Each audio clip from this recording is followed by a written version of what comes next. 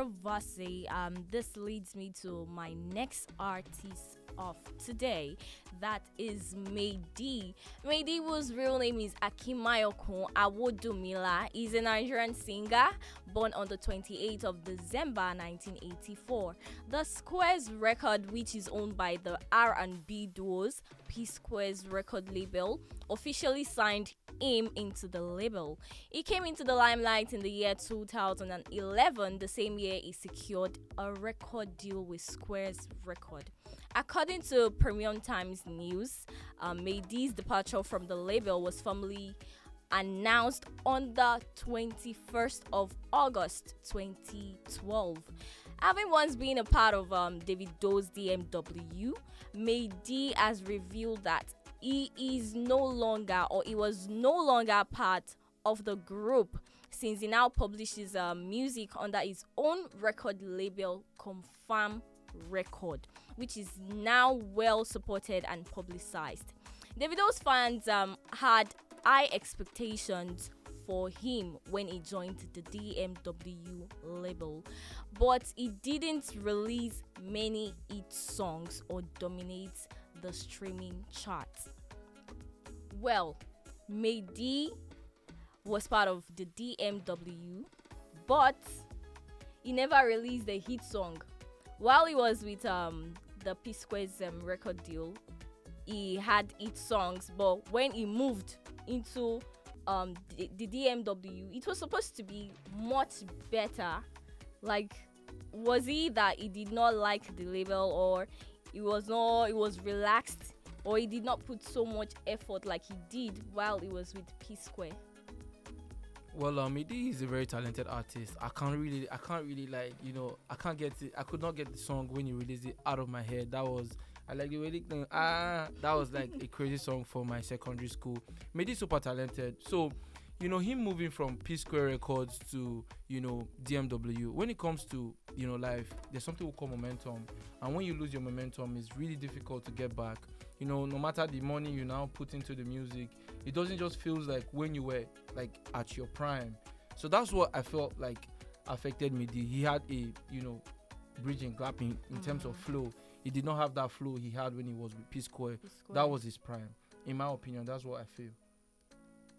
So, Mr. MayD, a lot of things I want to say about Mr. MayD, but particularly I would base his art on a life full of controversies, because there was a time a statement was released. I don't know how true this is, but there was a statement that was released that MayD was the one that wrote "Chop My Money" for P Square. So that was a smash hit song to show how talented he was. And they said after he wrote the song for P Square, that he didn't even get any royalties from the song. He even said after he wrote the Chop My Money song for P Square and they sang it, the song hits, that he was even sleeping on the ground. He was sleeping on carton on the ground. Whoa. So like, MayD is someone to me that after like I've made my research and I've seen many things, I feel like he's someone that's just quite unlucky also and has gone through many things. I also feel he's someone that is like not giving what he deserves. Like, he's an artist that is not giving his flowers enough, because that was just the other thing. Because if you can do something, you can't tell me that you write a song big as Chop My Money for P Square and you be sleeping on the ground. It's as crazy as that. And even after that, he got away from the label.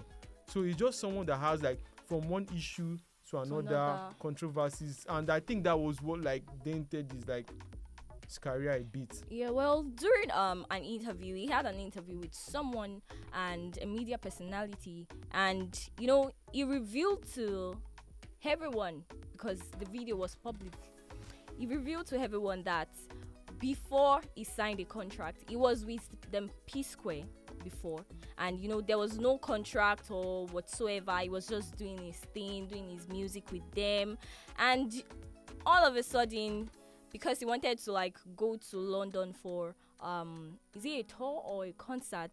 I think a concert.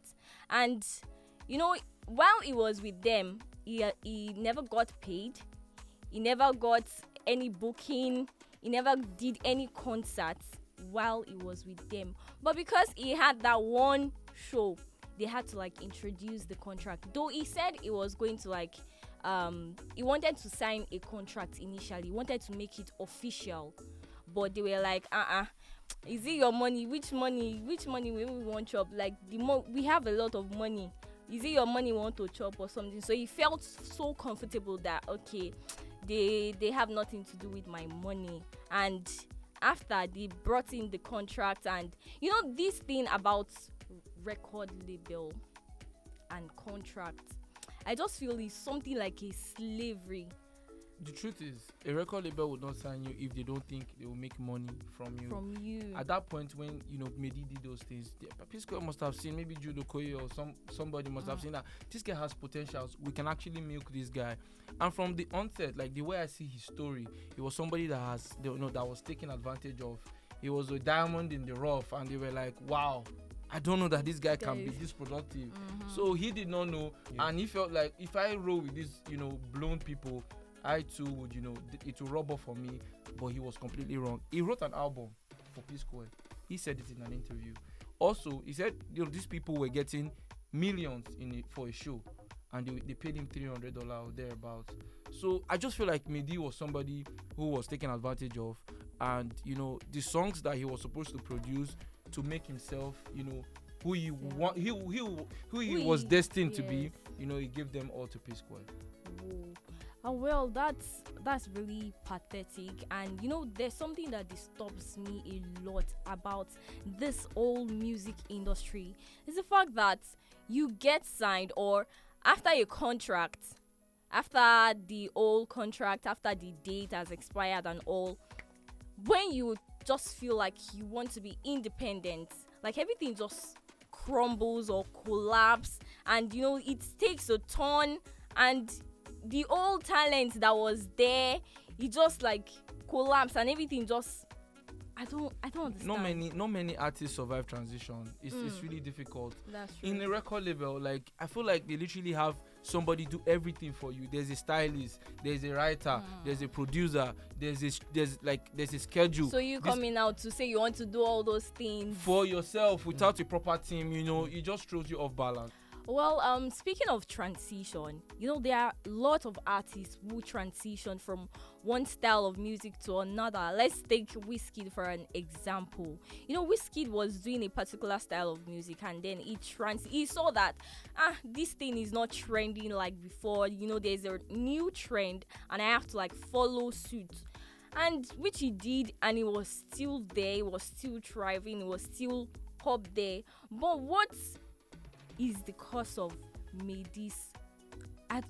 Why is it that when he wants to transition from this style of music to another, everything just crumbles? Is it like it's not his thing, or he doesn't know how to do it, or he's lazy? There's something about laziness and consistency in music. If you're not consistent enough, people will just switch from you to another person. So I just feel like transition is not like anything any artist can just do. It's not like transition is not something you can wake up as an artist and say, yes, I want to transcend to another different style or another different thing.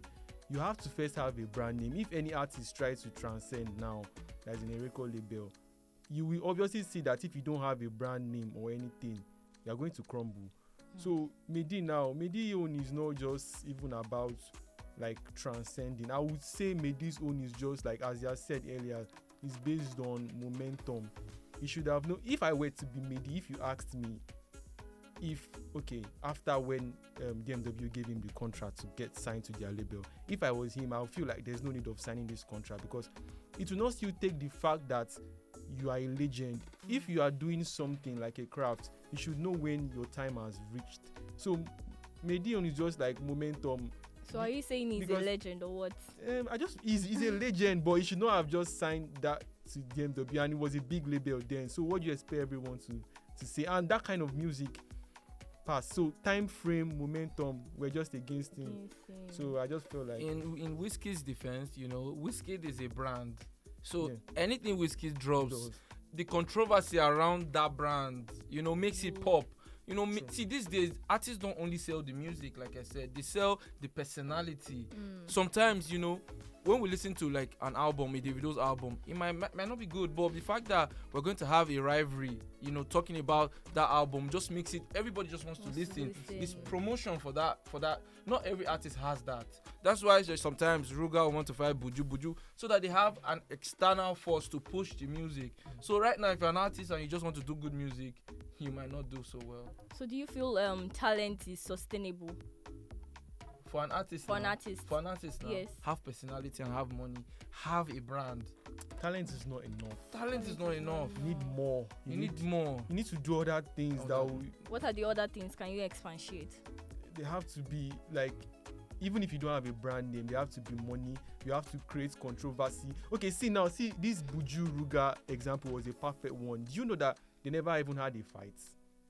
They just created that, like, to just promote the album. There was no even any legal fight. Like, they were even on the same flights when they saw themselves and they say, okay, we're going to call this album R&B. So it's not like artists do these things. They go fight for una, make una talk online to push the album, and they are laughing behind. Don't be surprised if Davido and Wizkid are even in the same room just laughing and all of that. And these are things that, these are the extra force. Talent is not enough, but the controversy, the money, they have the brand name. So these are things that, like, extra It's fuel. just like talking about, sorry to digress, I just want to talk about two artists. It's just like you talk about Odumodu Black and you talk about Black Bones. Everybody knows that Black Bones is miles ahead of, you know, in terms of talent. Black Bones is even a bit more controversial. But Odumodu just, he has a new style. You sing good music, okay, they sing your good music, they go. I won't give people crazy style, I want to be saying rubbish. And you know, it just pops because it's the era. If Charlie Poppy tries this thing that he's doing now, when Two-Face was dropping hit song, Charlie Poppy would have been very depressed by now because nobody will listen to. would have tanked seriously. Life was serious then. People were trying to make. Yes, now. So just imagine Charlie Poppy just say, "We go run a mess up." What are you running this up? No. So that's just what I So, feel. so time frame is a key momentum. key Charlie when Poppy cannot try that. This What thing- he's doing he then would at have P been very Square. depressed. He would just go home because So do you feel the That's style just of it. music then was better than this current? People really they did what we call good music. It's just like what I said.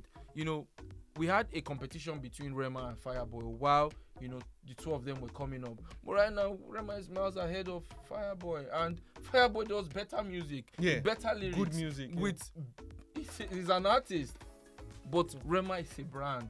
Rema is a style. Rema is Rema. So that's what I feel. Looking at Afrobeat and the way it has evolved over the years, let's look at the lyrics.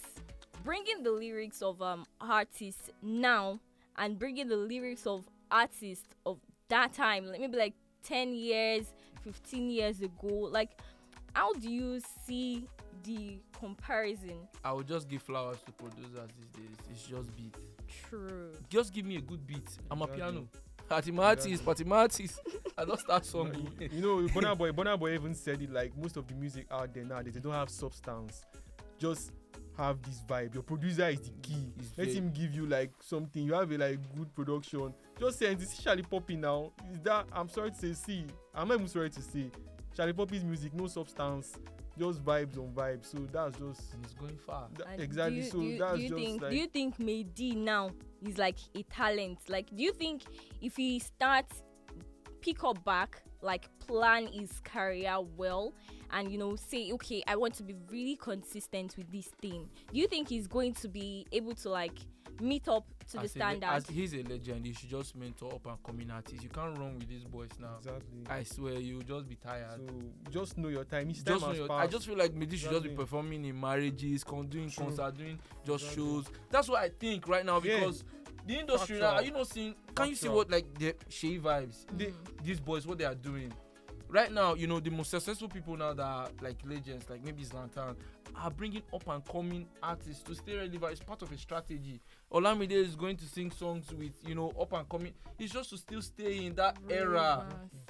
But looking at MayD, he has the confirmed record label, but we've not seen artists from that label. Like, is he not bringing them up, or is he not signing people to the record label, or he's scared of maybe what happened to him while he was with P Square is still going to happen, or he wants to take that part? I listened to him. He said, right now, I'm contented and I'm not so rich. Music right now is crazy money. I like, these labels, they don't just put your songs just out there. They pay for shows for you. They pay for radio stations. They pay for these clubs, for these songs to get to the DJs. They put it in clubs, and it's money. Ha! So I don't feel like MayD can afford that. I'm sorry. I just feel like when I see the likes of D'banj and MayD drop music, I feel it's unnecessary.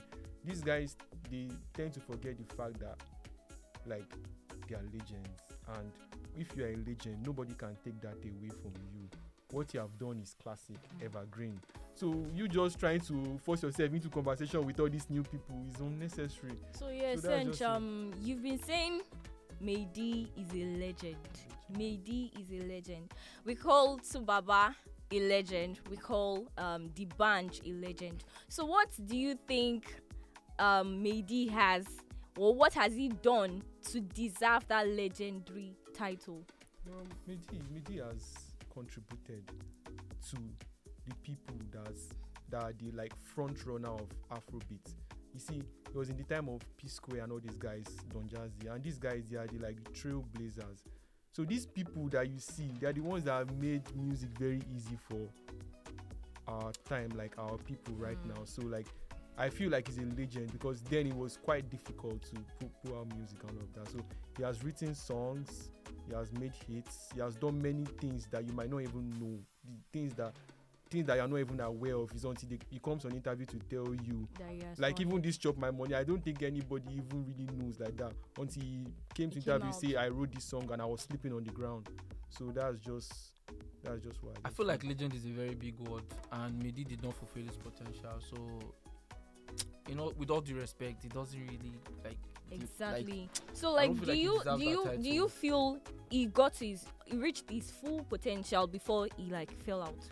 It did not reach his full potentials. If MayD had dropped those songs he wrote, because he felt like it's going to be something long term that he could benefit from. MayD did not reach his full potential. MayD was just, somebody we know that had it, but never really, reached that height. So I don't feel like MayD is a legend like that too. But let's just give it to him because we know he has something. He has something, and well, he did not really drop so much hit songs like that to call him a legend. He did not really cement his place, but let's still give him his flowers. But what do you think he would have done better to still be in the limelight? Well, MayD was not totally his fault. He was just taken advantage of, and that could affect anybody. That threw him off balance. If he had better hands around him who wanted to see him grow, I feel like he was just in a very, very bad situation at a very bad time. If he was with better hands, I feel like he would be better. Yeah, it's just the issue of like unfortunate. It's just quite unfortunate because the people that were around him, they were not good people, and that just like cut his career short and all of that. So. Well, all said and done, or all well said. Everyone has spoken well of MayD, with all what we've said, no matter what happens, no matter what he has done, or no matter the controversy, MayD is still a super talented artist, and let's give him his flower for that. Well, that's how far we can go on today's episode. I'm sure you all enjoyed it because I did. And please do also follow us on all our social media platforms and subscribe to our YouTube channel at Sunkant Entertainment. Until I come your way next time, I remain Ifeoluwa Adejola and Sench. Hey, I go by name Risky. Bye-bye.